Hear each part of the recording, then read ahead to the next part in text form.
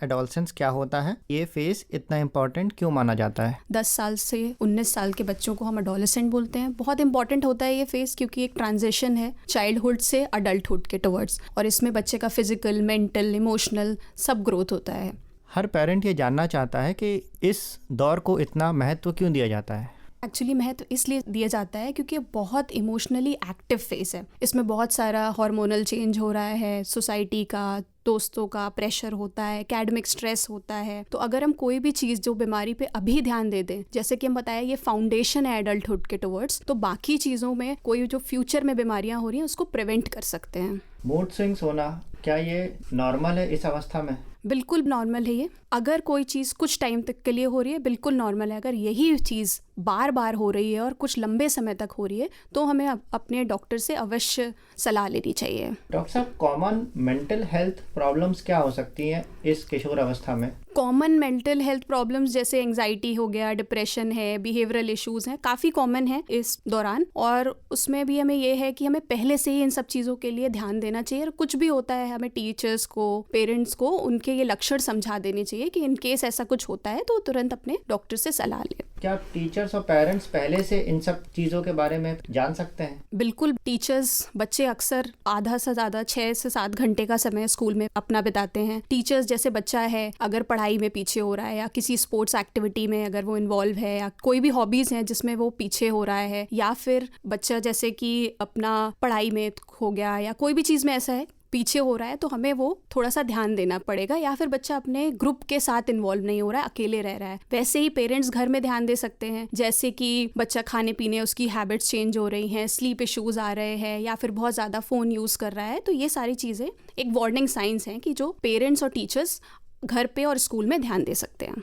आपने पेरेंटिंग के बारे में बताया, तो पेरेंटिंग के क्या क्या तरीके हो सकते हैं? बहुत सारे पेरेंटिंग के तरीके हैं। आजकल के टाइम की जो पेरेंटिंग है जिसको हम अथॉरिटेटिव पेरेंटिंग बोलते हैं, वो हमें करनी चाहिए। बच्चों को अपनी बाउंड्रीज तो पता होनी चाहिए, बट आपको भी बच्चे को उस टाइम पर समझना होगा कि क्या आप पे वो भरोसा करके चीज़ें बता सकता है। और आपको भी बहुत स्ट्रिक्ट ना होकर एक लिमिट और एक दायरा तय करना होगा कि बच्चे को हम इतना बच्चे की बात सुन सकते हैं और हम बच्चे को समझा सकते हैं, ना कि एक स्ट्रिक्ट पेरेंट की तरह सिर्फ हम अपने बच्चे को ऑर्डर्स दे वो फॉलो करें। शैक्षणिक तनाव यानी एकेडमिक स्ट्रेस भी एक बड़ा मुद्दा है। पेरेंट्स को इससे संबंधित क्या सोच रखनी चाहिए? बहुत इंपॉर्टेंट है आज के टाइम में, जब सबको 100% लाना है, एक एकेडमिक प्रेशर है कि अब 90-95 मार्क्स ही लाना है, तो बहुत इंपॉर्टेंट है हमें बच्चे की एफर्ट और ग्रोथ पे फोकस करना है, ना कि उसके मार्क्स पे। आजकल के बच्चों में सेल्फ हार्म, सुसाइडल थॉट्स भी देखने को मिलते हैं, तो इसके बारे में क्या बताना चाहेंगी? अगर कुछ भी ऐसा आपको लगता है कि बच्चे का सेल्फ स्टीम लो हो रहा है, सुसाइडल थॉट्स आ रहे हैं, आपको उसी टाइम अपने डॉक्टर्स को कंसल्ट करना है। उस वार्निंग साइन को इग्नोर नहीं करना है। एडोलसेंट खुद अपनी मेंटल हेल्थ पे कैसे ध्यान दे सकते हैं? एडोलसेंट खुद से हम बचपन से ही बच्चों को स्पोर्ट्स एक्टिविटी में, हेल्दी एक्सरसाइज वगैरह, इन सब चीज़ों में, एक्सेप्ट फॉर द जो हम होता है ना कि स्क्रीन टाइम उसका आजकल इतना ज़्यादा बढ़ गया है, वो ना देकर बच्चे को सिखाएं आप लोगों से इंटरेक्ट करना, रैदर देन वो एक सोशल मीडिया और अपने एक पेयर ग्रुप में इंटरेक्ट करे। सोशली उसको इंटरेक्टिव बनाए एंड ऑल्सो वो अपनी हॉबीज पे पर ध्यान दे, रैदर देन सिर्फ एक कुएं का मेढक जिसको बोलते हैं बन के कि सिर्फ 100% मार्क्स लाने हैं। फ्रेंडशिप और पीयर ग्रुप का इन्फ्लुएंस कभी पॉजिटिव होता है, कभी नेगेटिव, इस पे आप क्या कहना चाहेंगे?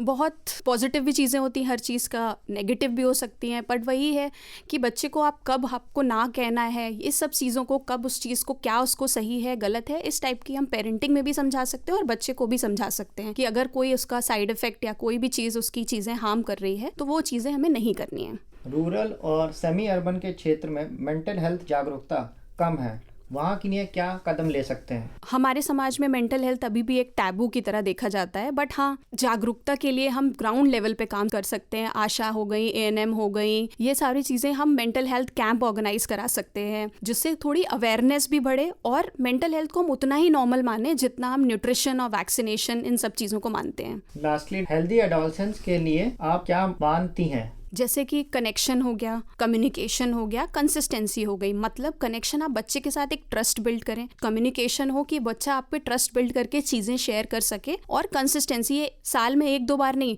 ये एक आपका रूटीन होना चाहिए एज अ पेरेंट।